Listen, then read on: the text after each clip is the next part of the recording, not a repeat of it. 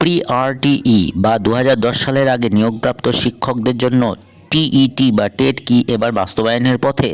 Supreme কোর্টের রায়ের পর একের পর এক রাজ্য যখন পরীক্ষার প্রস্তুতি শুরু করেছে, তখন স্বাভাবিকভাবেই প্রশ্ন উঠেছে, পশ্চিমবঙ্গ সরকার কি একই পথে এগোবে? আজকের প্রতিবেদনে জানুন কোন কোন রাজ্য ইতিমধ্যেই পদক্ষেপ নিয়েছে এবং কোথায় কি পরিস্থিতি রয়েছে। সম্প্রতি সুপ্রিম কোর্ট স্পষ্ট জানিয়েছে ২০১০ সালের আগে নিয়োগপ্রাপ্ত ইন সার্ভিস শিক্ষকদেরও টেট উত্তীর্ণ হতে হবে। তবে শিক্ষকদের স্বস্তি দিয়ে টেট পাশের সময়সীমা বাড়িয়ে ৩১শে আগস্ট ২০২৮ পর্যন্ত করা হয়েছে। এরপর থেকে বিভিন্ন রাজ্য প্রশাসন সক্রিয় হয়েছে। সবচেয়ে উল্লেখযোগ্য পদক্ষেপ নিয়েছে উত্তরপ্রদেশ সরকার।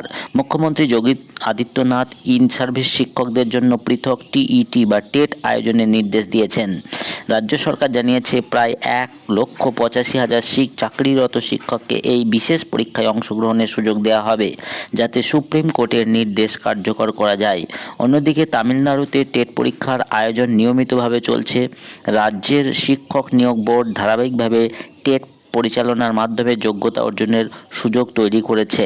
মেঘালয়েও শিক্ষা দপ্তর এবং শিক্ষক সংগঠনগুলি সুপ্রিম কোর্টের রায় কার্যকর করার প্রস্তুতি নিয়ে আলোচনা শুরু করেছে। রাজ্যের শিক্ষক সংগঠনগুলি সরকারের কাছে দ্রুত টেট আয়োজনের দাবি জানিয়েছে।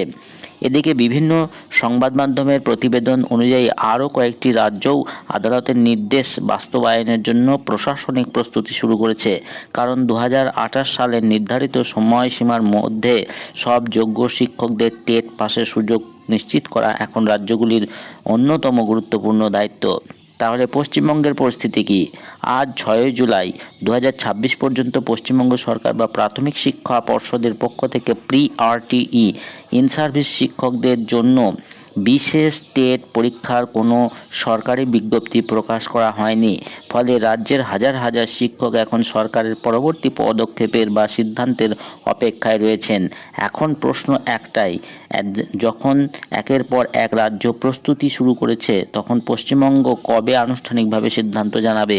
এই বিষয়ে যে কোনো সরকারি আপডেট আমরা আপনাদের সামনে তুলে ধরব। এই সংবাদ সবার আগে পেতে বিএস ইনফো কেয়ার চ্যানেলটি সাবস্ক্রাইব করুন। আর ফেসবুক থেকে যদি ভিডিওটি দেখে থাকেন, তাহলে Facebook page BS info care follow করুন। ভিডিওটি ভালো লাগলে লাইক শেয়ার করবেন।